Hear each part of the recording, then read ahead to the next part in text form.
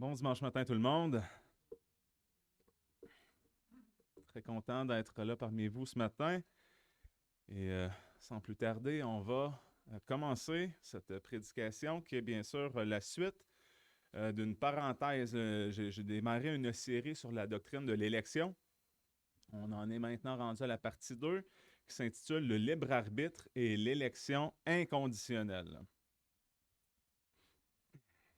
Pour débuter, on va se courber dans un temps de prière pour remettre cela devant le Seigneur. Père éternel, nous sommes heureux d'être en ta présence, Seigneur, pour te louer, d'être nourris par toi. Tu nous donnes la plus merveilleuse, la meilleure des nourritures spirituelles, ta parole. Donc, puisses-tu, par ton esprit, Seigneur, nous convaincre de la vérité, nous fortifier, nous édifier, afin qu'on puisse t'adorer en esprit et en vérité, qu'on puisse te servir, Seigneur, comme tu le mérites. Alors, soutiens-nous, Seigneur, et permets-nous de tous ensemble louer ton nom ce matin. Que la gloire te revienne. Amen.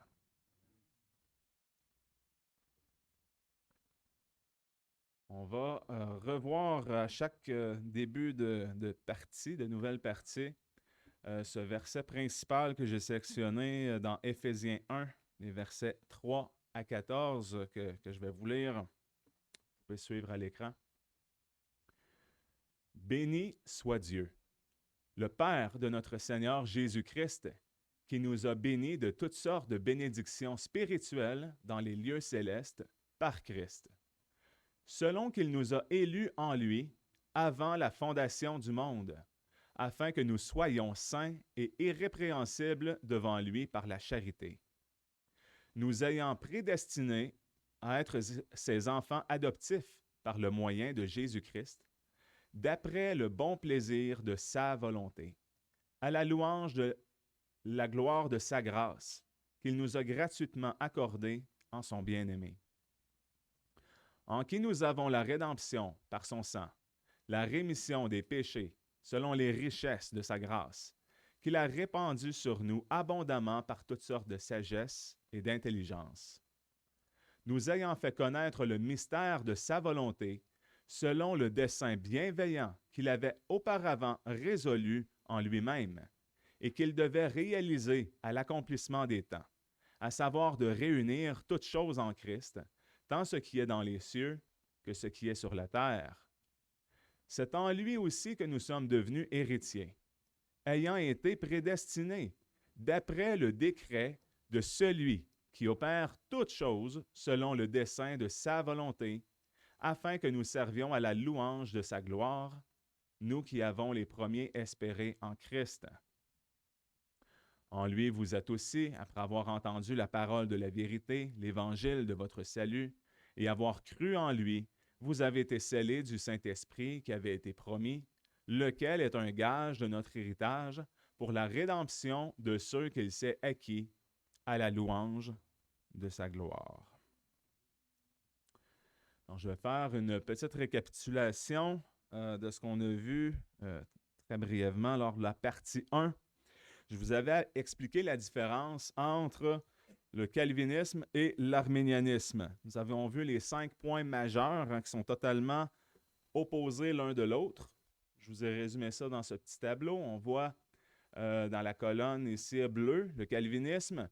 D'un côté, on a la dépravation totale et l'inverse du côté arménianisme, la dépravation partielle. Alors, les deux croient qu'il y a une dépravation, mais peut-être pas au même niveau.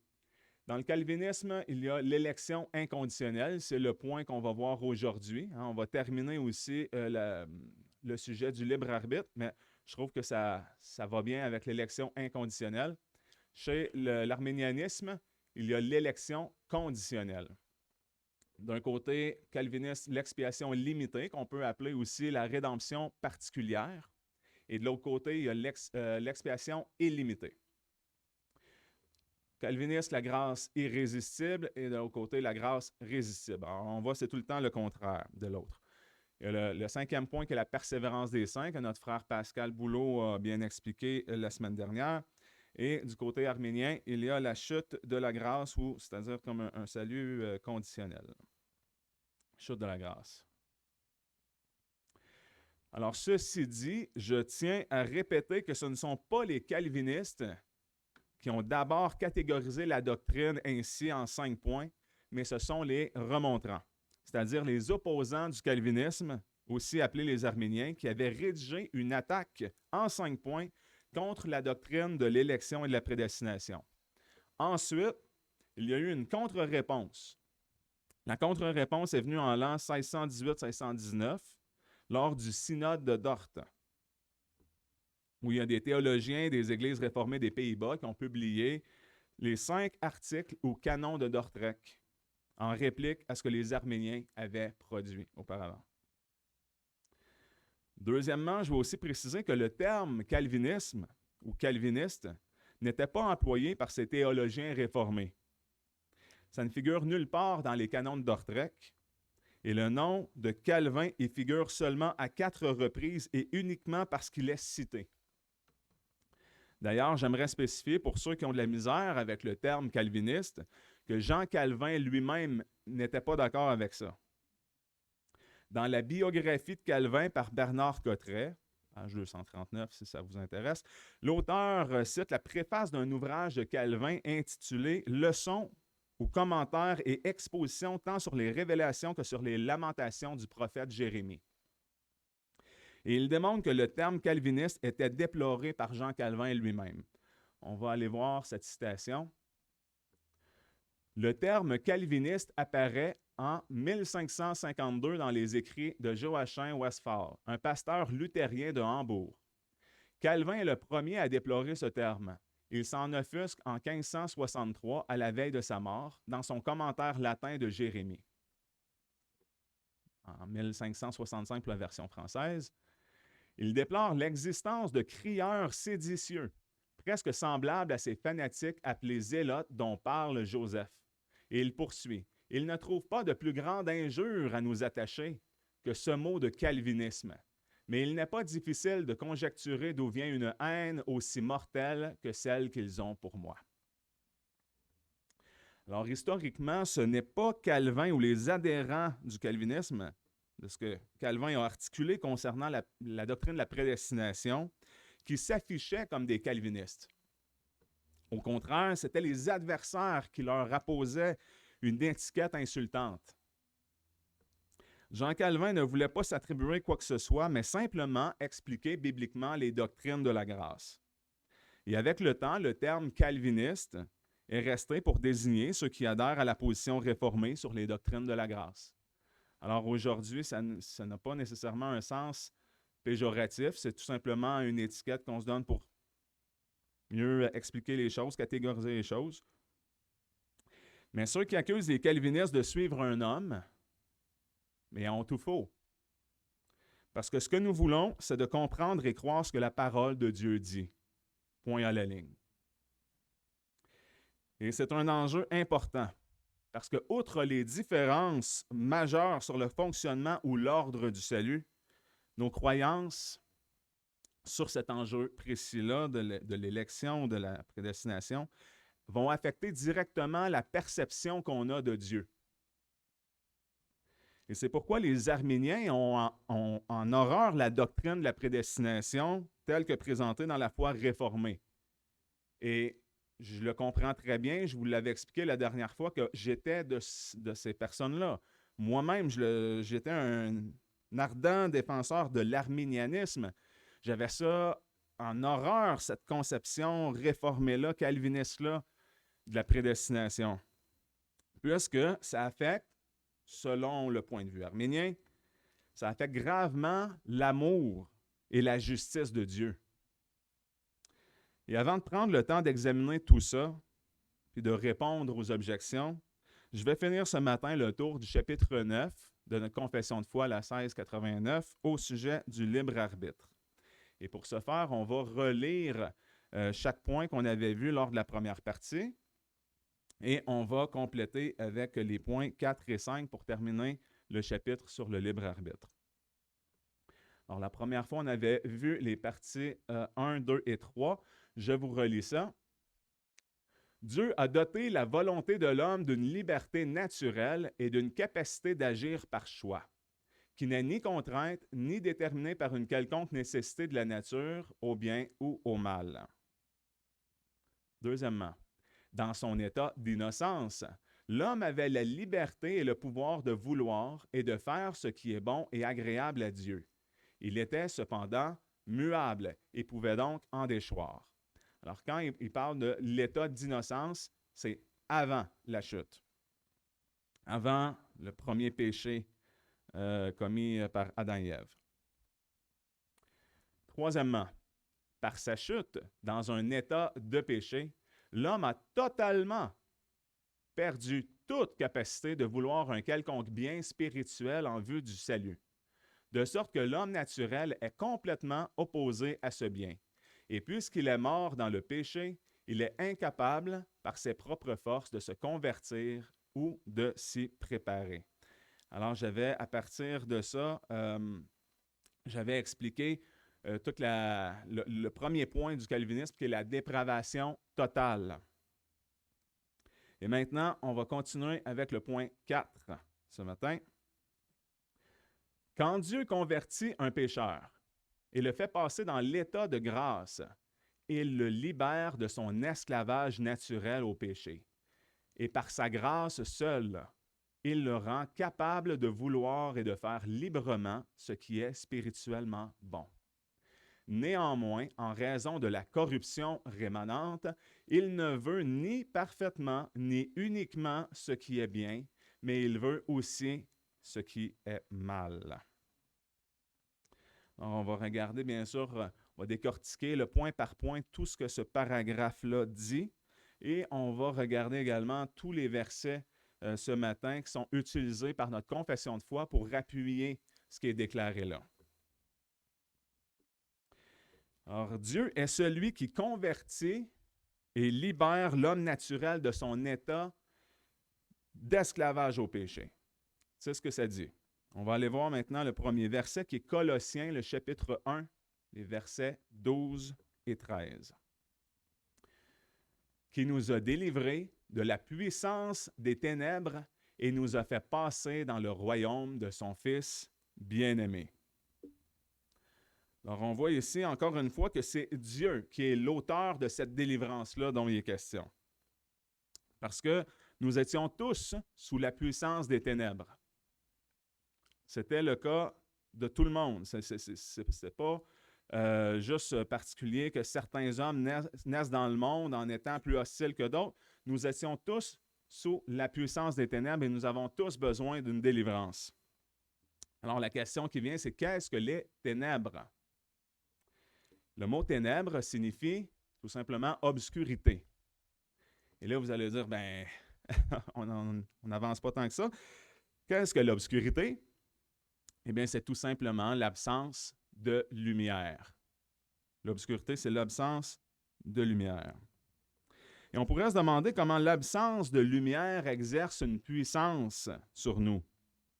Eh bien, la puissance des ténèbres est aussi synonyme de la puissance de Satan.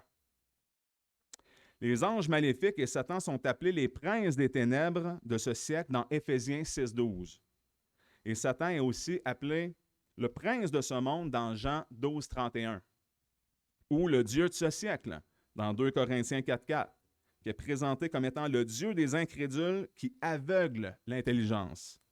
Alors, il y a deux royaumes qui sont en opposition ici. Il y a les ténèbres, le royaume ou l'empire de Satan, et il y a le royaume de lumière, qui est le royaume de Dieu.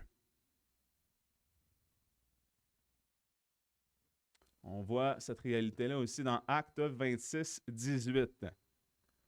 Pour leur ouvrir les yeux et les faire passer des ténèbres à la lumière et de l'empire de Satan à Dieu, afin que par la foi en moi, ils reçoivent la rémission des péchés et qu'ils aient part à l'héritage des saints.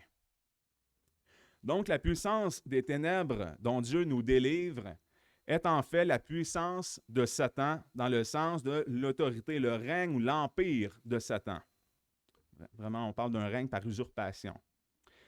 Et on va continuer avec le deuxième verset utilisé dans notre confession de foi pour appuyer cette doctrine, qui est Jean 8, 36. Si donc le Fils vous affranchit, vous serez véritablement libre. Et moi, j'aime bien la précision ici qui rajoute véritablement libre. Parce qu'on peut penser, à première vue, là, l'homme naturel peut se sentir libre.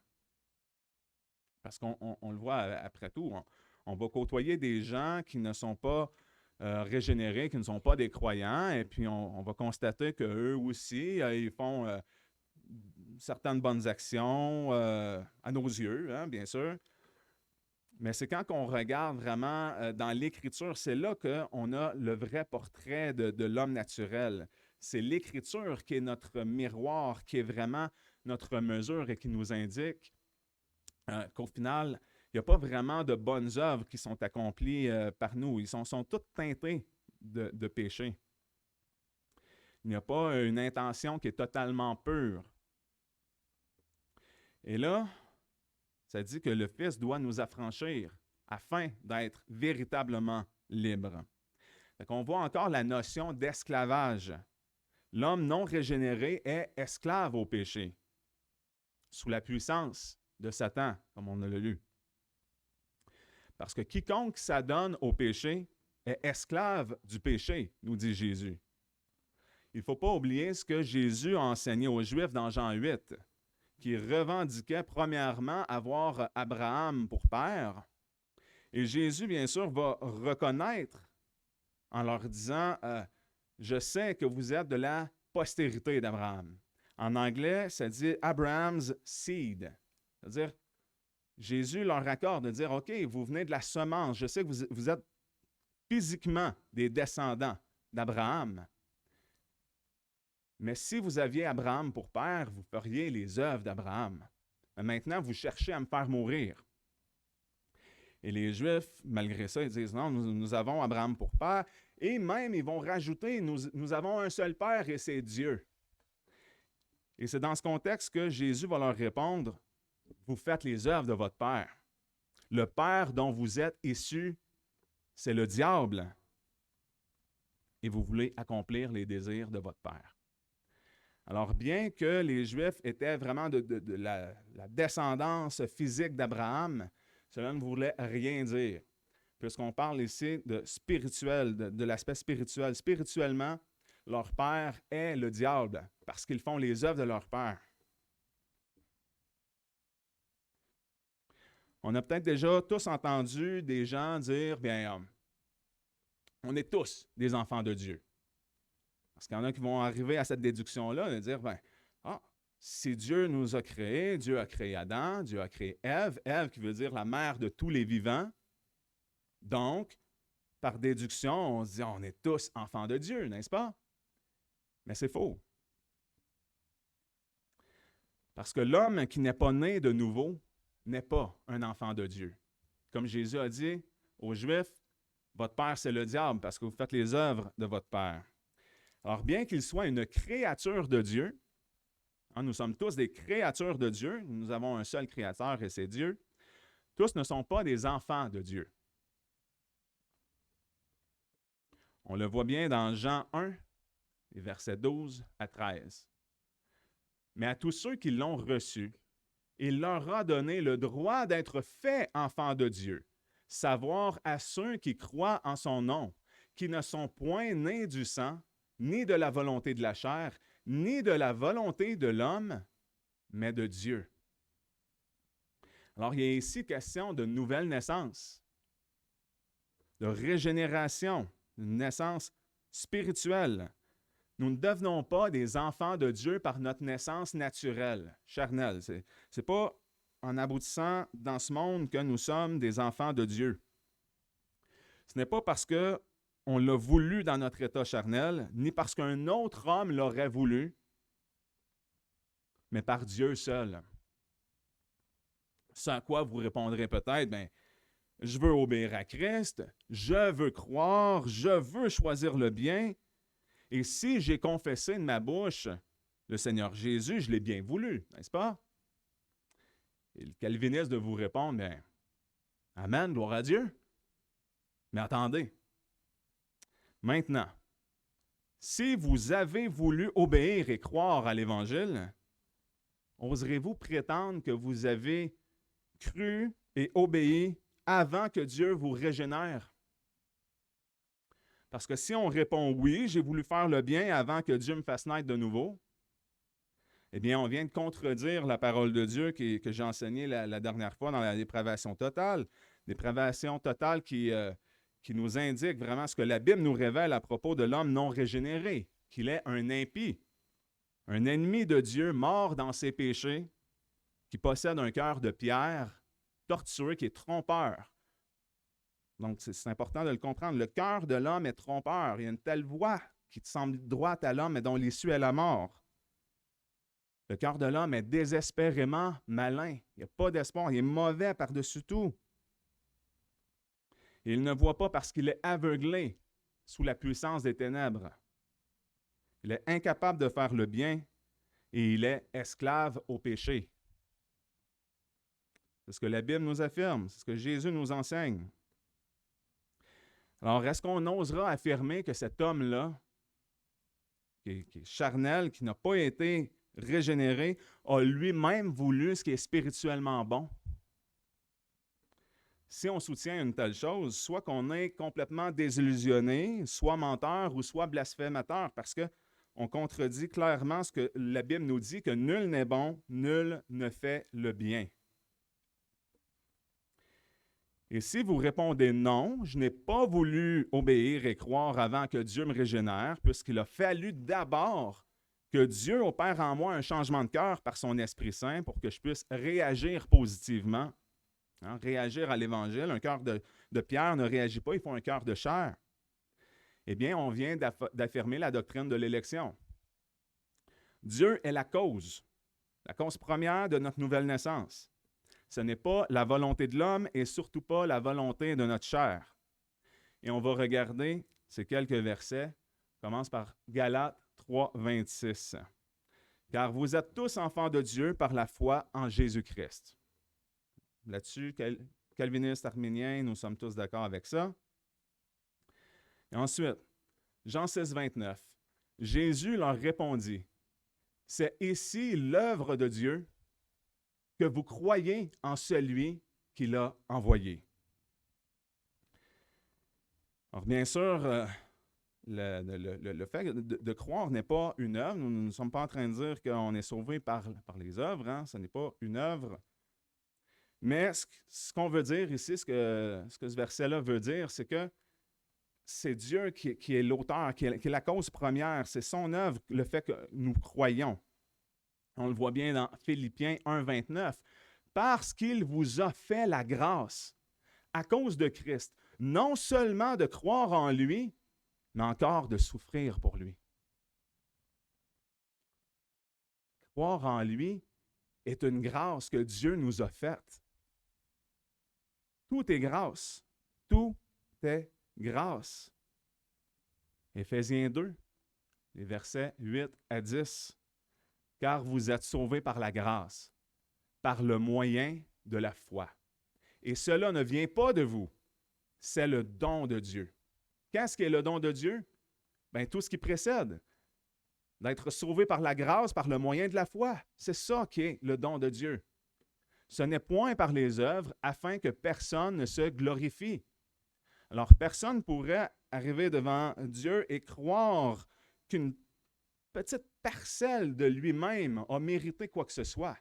De dire, j'ai été plus perspicace, moi j'ai cru comparativement à l'autre en pensant s'attribuer un quelconque mérite d'avoir eu l'intelligence nécessaire pour allumer et de croire. Tout a été donné par Dieu. À lui seul la gloire, c'est un des solas, soli Deo Gloria.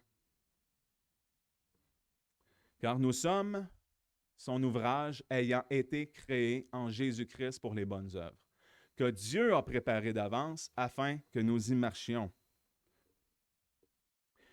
Les calvinistes affirment haut et fort que c'est par la grâce de Dieu seul par la foi seule et en Jésus-Christ seul que nous sommes sauvés. Il n'y a pas un calviniste qui va se parader en disant « ben moi, je suis sauvé parce que je suis un élu » ou « je suis sauvé par mon élection ». On ne dira pas ça, on va affirmer ce que la Bible déclare. Nous sommes sauvés par la foi. Romains 19, si tu confesses de ta bouche que Jésus est le Seigneur et que tu crois dans ton cœur que Dieu l'a ressuscité des morts, tu seras sauvé. Notre élection est inconditionnelle. C'est-à-dire que Dieu nous a élus, il nous a choisis, non pas basés sur nos propres mérites qu'il aurait vus d'avance ou une quelconque foi qu'il aurait vu dans le corridor du temps qu'on était pour exercer, mais il nous a sauvés tout simplement d'après le décret de sa bonne volonté selon son bon plaisir. Mais nous ne renions pas que la foi est requise pour le salut. Nous croyons au sola fide, nous sommes sauvés par la foi seule. La foi est le moyen donné par Dieu. Alors, les doctrines de la grâce répondent ensuite à la question « Qui sont les croyants? » Et la Bible affirme que ceux qui croient sont ceux que Dieu a prédestinés, ceux que Dieu a choisis. Parce que l'élection, c'est ça, c'est le fait de choisir. Quand on va voter pour élire des députés, mais on choisit un candidat, on vote pour lui parce qu'on veut le choisir. Et ensuite, dans notre système démocratique, celui qui a eu le plus de votes, c'est celui-là qui est choisi, c'est celui-là qui est élu. Alors, c'est ce qu'on appelle l'élection. Et maintenant, qui sont les croyants? Acte 13, 48 répond bien à cela. Les gentils, entendant cela, entendant quoi? Bien, l'Évangile qui a été prêché, se réjouissaient et donnaient gloire à la parole du Seigneur. Et tous ceux qui étaient destinés à la vie éternelle crurent. On a souvent tendance de lire ce verset à l'envers et de se dire, ah bien, tous ceux qui crurent furent destinés à la vie éternelle. Mais ce n'est pas ça qui est marqué, n'est-ce pas? Tous ceux qui étaient destinés à la vie éternelle crurent. Conséquence logique, donc, ceux qui ont cru étaient les gens destinés à la vie éternelle, et ceux qui n'étaient pas destinés à la vie éternelle n'ont pas cru. Ce sont eux qui ont cru dans Acte 13, 48. Ceux qui étaient destinés. Et par conséquent, les autres n'auraient pas cru. Et là, on pourrait peut-être se poser cette question en se disant, sur quelle base Dieu a destiné certains hommes à la vie éternelle, puis sur quelle base Dieu m'a élu, puisque Dieu est omniscient, parce qu'il a vu, il connaît tout d'avance. Est-ce qu'il aurait vu d'avance que moi, je choisirais le bien? Est-ce que c'est là-dessus que Dieu a pu baser sa décision de destiner quelqu'un à la vie éternelle? Parce qu'on sait que Dieu est omniscient, il connaît tout, il voit tout d'avance. Eh bien, c'est impossible que Dieu ait pu voir quoi que ce soit de bon en aucun de nous avant d'être intervenu dans nos vies. On a déjà répondu à cette question-là plus tôt. Dieu n'a pas pu voir quoi que ce soit de bon avant d'avoir changé notre cœur. Notre cœur était de pierre, tortueux, désespérément malin, trompeur. Alors au contraire, Dieu n'a rien vu, parce que nul ne cherche Dieu. Dieu n'a rien vu de bon en nous. Nous étions des enfants de la rébellion, esclaves au péché. Romains 13, 12. Tous se sont égarés et se sont tous ensemble corrompus. Il n'y en a point qui fasse le bien, non pas même un seul. Mais qu'est-ce qu'on fait du verset qui nous parle que nous sommes élus selon la prescience de Dieu le Père? N'est-ce pas la preuve que Dieu a basé son élection d'après ce qu'il a vu d'avance? On va aller le voir dans 1 Pierre 1, 2. Élus selon la prescience de Dieu le Père, pour être sanctifiés par l'Esprit, pour obéir à Jésus-Christ et pour avoir part à l'aspersion de son sang, que la grâce et la paix vous soient multipliées. Alors, rendu là, inutile de répéter à quel point l'homme spirituellement mort est incapable de faire le bien. Mais si on remarque bien dans ce verset, ça ne parle aucunement de Dieu qui aurait basé son élection d'après nos actions, nos bonnes œuvres ou nos décisions qu'il aurait pu voir d'avance. C'est malheureusement ce que les arméniens en déduisent à chaque fois qu'ils voient le mot préscience. Alors, il est vrai que Dieu est omniscient, on nie pas ça, il connaît tout d'avance. Mais la préscience de Dieu dans ce verset n'est pas décrite pour servir à Dieu de base, pour fonder ses décisions d'après ce qu'il aurait observé de nous. Ici, la préscience de Dieu n'indique pas le motif sur lequel Dieu nous a élus, mais nous révèle que dans sa préscience, Dieu nous a élus dans un but. Et voici le but de notre élection. Nous avons été élus pour être sanctifiés par l'Esprit, pour obéir à Jésus-Christ et pour avoir part à l'aspersion de son sang. Donc, il n'est pas dit que nous avons été élus à cause de notre obéissance, mais plutôt nous avons été élus par Dieu pour obéir. Donc, c'est dans le but d'obéir que Dieu nous a choisis, élus. 1 Pierre 1,3, le verset suivant. « Béni soit le Dieu et Père de notre Seigneur Jésus-Christ, qui, selon sa grande miséricorde, nous a fait renaître pour une espérance vivante par la résurrection de Jésus-Christ d'entre les morts. » Alors, on n'a même pas besoin d'être dans Romains 9, là encore, là. Pierre, ici, nous l'écrit. Dieu nous a fait renaître pour une espérance vivante. Donc, qui nous a fait renaître? Bien, c'est Dieu. Et pourquoi Dieu nous a fait renaître? Pour une espérance vivante. Alors, qu'est-ce qui vient en premier? La nouvelle naissance ou la foi?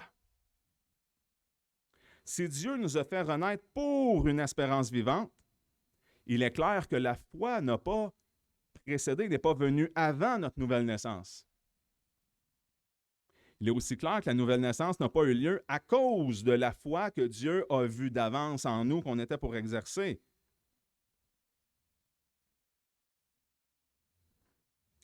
Pourquoi? Parce que l'espérance est implantée lors de la régénération et pas avant. Et qu'est-ce que l'espérance vivante, si ce n'est pas étroitement lié à la foi vivante? Parce que la Bible nous parle de deux sortes de foi. Il y a la foi vivante et il y a la foi morte. Le mot grec qui est ici employé pour le mot espérance est le mot elpis. Il signifie dans le sens chrétien une attente joyeuse et confiante dans le salut éternel. Et qu'est-ce que la foi? Hébreux 11.1. Or, la foi est une ferme attente des choses qu'on espère, une démonstration de celles qu'on ne voit point. Donc, l'espérance vivante est en fait une foi vivante. Dieu nous a fait renaître pour ça, pour une foi vivante, une espérance vivante. 1 Pierre 1, les versets 20 à 21.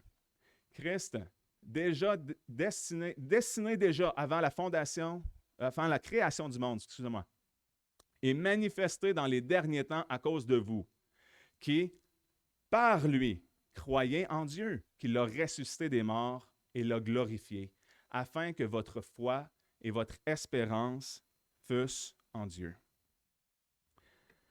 Dieu est l'auteur de notre foi. C'est par Christ qu'on croit en Dieu. Christ, la parole vivante, la vérité. Comme Christ a dit, je suis le chemin, la vérité et la vie. Nul ne peut venir au Père que par moi. Il était aussi écrit dans Jean 15,5, « Car sans moi, vous ne pouvez rien faire. » Y compris croire.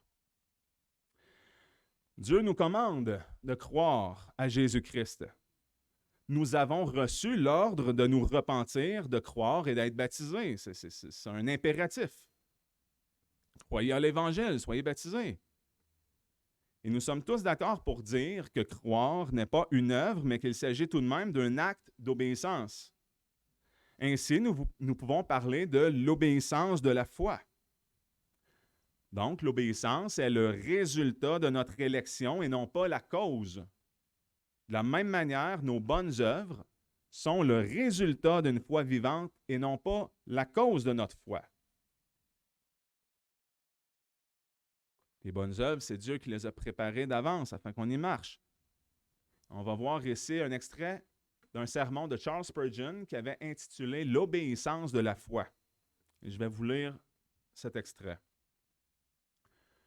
De nombreuses personnes mal informées ont supposé que la doctrine de la justification par la foi s'opposait à l'enseignement des bonnes œuvres ou de l'obéissance.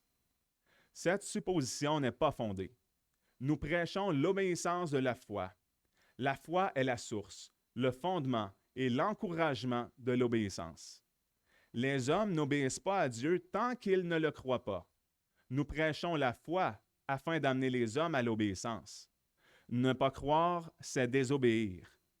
L'un des premiers signes de l'obéissance pratique s'exprime par la croyance en l'enseignement du Christ, la confiance en son œuvre et le repos dans son salut. On va retourner à notre verset principal. Éphésiens 1, verset 5 et le verset 11. Nous ayant prédestinés à être ses enfants adoptifs par le moyen de Jésus-Christ, d'après le bon plaisir de sa volonté. C'est en lui que nous sommes devenus héritiers, ayant été prédestinés d'après le décret de celui qui opère toutes choses selon le dessein de sa volonté. Alors, il n'y a rien en nous-mêmes qui a pu motiver Dieu à nous aimer. Dieu nous aime parce qu'il est amour. Et Dieu nous a choisis non pas à cause de notre bonté, notre perspicacité, nos bonnes œuvres ou notre foi qu'il aurait vu d'avance. C'est ça qu'on appelle l'élection inconditionnelle. Quand il y a une condition, il faut remplir la condition pour que la chose s'accomplisse. Comme pour les enfants, je donne un petit exemple pour comprendre c'est quoi quelque chose de conditionnel. Chez moi, j'avais toujours dit, il n'y aura pas d'animaux qui rentrent dans ma maison à moins qu'on règle le problème du poil. Tant qu'un animal va faire du poil, il n'y aura pas d'animaux qui vont rentrer dans la maison. Mais si on arrive peut-être à raser l'animal et que l'animal ne fait pas de poil, là, il pourrait rentrer dans la maison. Alors, c'est ça la condition. Mais ici, on croit à une élection qui est inconditionnelle, c'est-à-dire qu'il n'y a pas de condition. Dieu nous a choisis non pas à cause de notre bonté ou quoi que ce soit qu'il aurait vu d'avance, et la foi, ne l'oublions pas, est un don de Dieu. Une foi morte n'est aucunement utile, n'a aucune utilité à l'homme, puisque l'homme charnel, lui, ne peut pas avoir cette foi vivante-là. Toutes ses œuvres, tous ses fruits ne sont que mauvais. Dieu opère, lui, toutes choses. C'est lui qui opère toutes choses. C'est Dieu qui nous a prédestinés d'après quoi? D'après le plaisir de sa volonté. D'après son décret et selon le dessein de sa volonté. Vous dites peut-être alors, pourquoi moi? Pourquoi est-ce que Dieu m'aurait choisi moi et pas lui? N'est-ce pas injuste? Vous vous souvenez au début de ce que je vous avais dit. Ces doctrines-là, ils vont affecter grandement la façon dont on pourrait percevoir Dieu. Parce que dans notre sagesse humaine, l'homme va tenter par la raison de réconcilier des choses et ça va nous mener souvent à des fausses conclusions. On va penser que Dieu ne pourrait pas élire certains hommes librement, comme il le veut, sans quoi ça serait injuste. On va se dire, ben voyons donc, si Dieu a basé tout simplement sa décision en lui-même, sans avoir vu quoi que ce soit de bon en chacun de nous, eh bien, ça ne pourrait pas être un Dieu d'amour, parce qu'il aimerait juste certains hommes et pas d'autres. Alors, ça l'affecte aussi la justice. On se dit, ben, c'est totalement injuste. Mais concernant cette objection, ainsi que plusieurs autres objections, bien, durant ma série, je vais y répondre dans mes prochains prêches. N'oublions pas qu'il va y avoir une série. Là. On est juste à la partie 2. On va retourner à notre confession de foi qui nous dit que par sa grâce seule, Dieu rend capable le pécheur de vouloir et de faire librement ce qui est spirituellement bon. Et on le voit ici dans Philippiens 2, verset 13. C'est ce que notre confession de foi utilise. Car c'est Dieu qui produit en vous et le vouloir et le faire selon son plaisir. Donc, si vous avez voulu croire, si vous avez voulu faire le bien, sachez que c'est entièrement grâce à Dieu.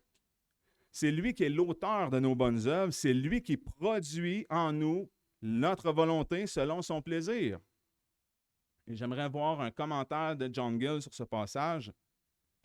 Dieu fait naître chez les hommes convertis une volonté pour ce qui est spirituellement bon, ce qui doit être compris non pas comme la formation de la faculté naturelle de la volonté, ni comme la préservation de cette faculté et de sa liberté naturelle, ni comme le mouvement général de cette volonté vers les objets naturels, ni comme l'influence qu'il exerce sur elle d'une manière providentielle, mais comme le fait de la rendre bonne et de susciter en elle une volonté pour ce qui est spirituellement bon.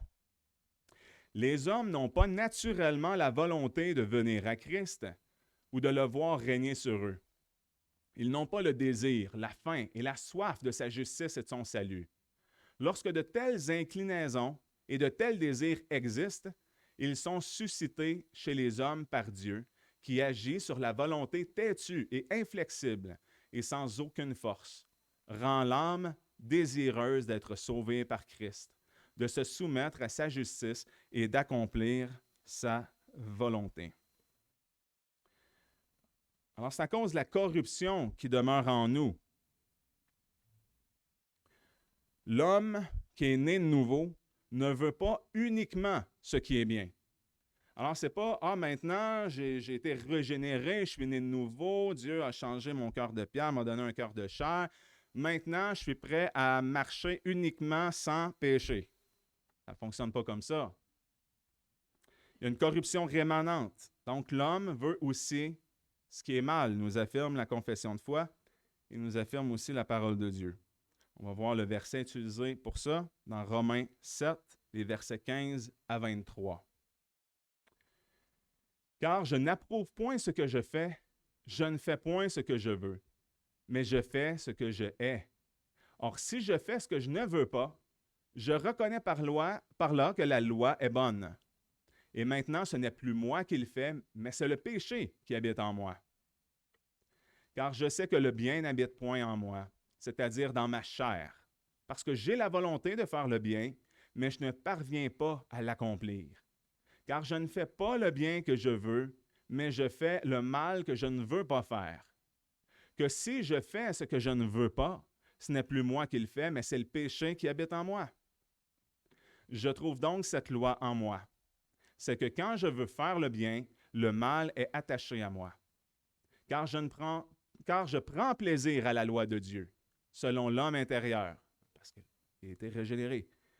Mais je vois une autre loi dans mes membres, qui combat contre la loi de mon esprit et qui me rend captif sous la loi du péché qui est dans mes membres.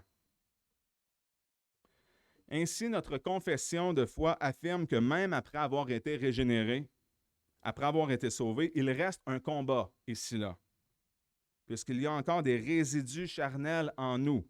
C'est ce qu'on appelle la corruption ou le péché rémanent. Mais si vous remarquez bien, il y a un changement majeur. Parce qu'autrefois, l'homme non régénéré ne voulait que faire le mal, puisqu'il était esclave au péché. L'homme était incapable de vouloir le bien. Il ne voulait pas le bien puisque son cœur était désespérément et entièrement mauvais. Et c'est pourquoi il était nécessaire que Dieu agisse et délivre ses élus de l'esclavage du péché. On avait lu, si le Fils vous affranchit, vous serez véritablement libre. Il avait besoin que Dieu fasse naître de nouveau ses enfants, leur donne une nouvelle nature, un nouveau cœur avec de nouveaux désirs. Un cœur maintenant désireux de croire et se soumettre à Christ. L'homme né de nouveau peut désirer le bien, puisqu'il reste encore des passions charnelles qui font la guerre à l'âme. Il doit y participer en mortifiant la chair et ses convoitises. Galates 5, 24. Or, ceux qui appartiennent à Christ ont crucifié la chair avec ses passions et ses convoitises. Commentaire du théologien Thomas Rale. Le Nouveau Testament envisage deux types de crucifixion. Pour le croyant, bien sûr. Une crucifixion active et une autre passive. Dans Romains 6,6 et Galates 2,20, notre vieil homme a été crucifié par la foi en Christ. C'est notre crucifixion passive. Il faut de plus, selon Marc 8,34, Romains 8,13 et Galates 5,24, une crucifixion active de notre nature pécheresse, une crucifixion que nous devons accomplir journellement en nous-mêmes. On parle d'une sanctification progressive. Alors, ceci dit, la sanctification est essentiellement une œuvre de Dieu. On sait que c'est Dieu qui nous permet de persévérer. C'est lui qui continue cette bonne œuvre qui a commencé en chacun de nous. Mais elle est aussi une œuvre de Dieu à laquelle les croyants coopèrent. Et c'est pourquoi Paul nous encourage à travailler à notre salut avec crainte et tremblement qu'on voit dans Philippiens 2,12.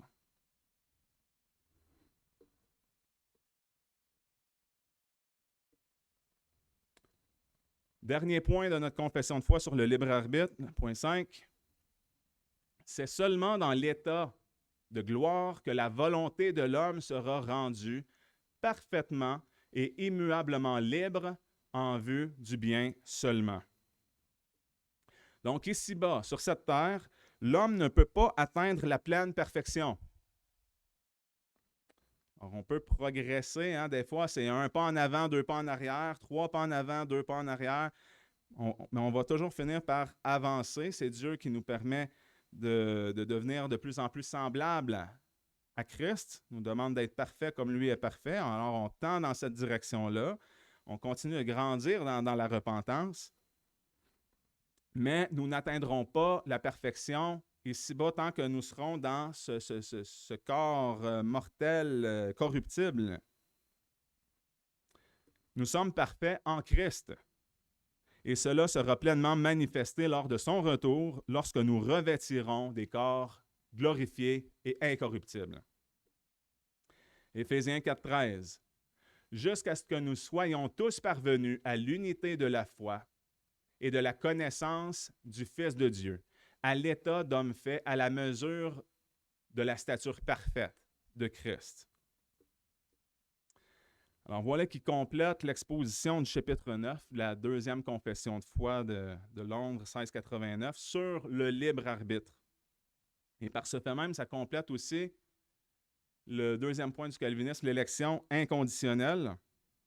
Mais lors de mes prochaines prédications, je vais aborder le sujet en répondant aux diverses objections des Arméniens qui proviennent d'autant d'une mauvaise lecture parfois ou d'une mauvaise compréhension des Saintes Écritures, mais surtout de raisonnement humain. Puis je vais tâcher de répondre puis de couvrir le plus d'objections possible et d'expliquer d'un point de vue aussi philosophique pourquoi l'homme est moralement responsable dans un monde où Dieu est totalement souverain. Parce qu'au final, Dieu est souverain ou il ne l'est pas. Et nous croyons en un Dieu entièrement souverain. Et la prochaine fois, plus spécifiquement, parce que mon plan d'enseignement il est clair dans ma tête, c'est déjà fait, la partie 3 va porter sur le sujet de l'amour de Dieu et de l'expiation limitée ou rédemption particulière. D'ailleurs, l'expiation limitée, c'est le point du calvinisme le plus contesté ou débattu. Vous avez peut-être déjà entendu parler qu'il y a des calvinistes 4 points. Fait qu'ils adhèrent à tous les points du calvinisme, à l'exception souvent de celui-là, l'expiation limitée. C'est qu'ils vont dire que Dieu est mort vraiment pour tous les hommes, sans aucune distinction, pour tous les hommes de la terre au complet. Tandis que pour le calvinisme, c'est que Dieu est mort particulièrement, c'est-à-dire que Jésus est allé à la croix et il est mort pour ceux que le Père lui a donnés. Alors, il va limiter la portée de la mort expiatoire de Jésus à la croix. Mais l'arménien, bien que le contraire de l'expiation limitée est l'expiation illimitée, eux, ils ne limiteront pas la portée, mais ils vont limiter quelque chose d'encore plus important. Ils vont limiter l'efficacité de la mort expiatoire du Christ.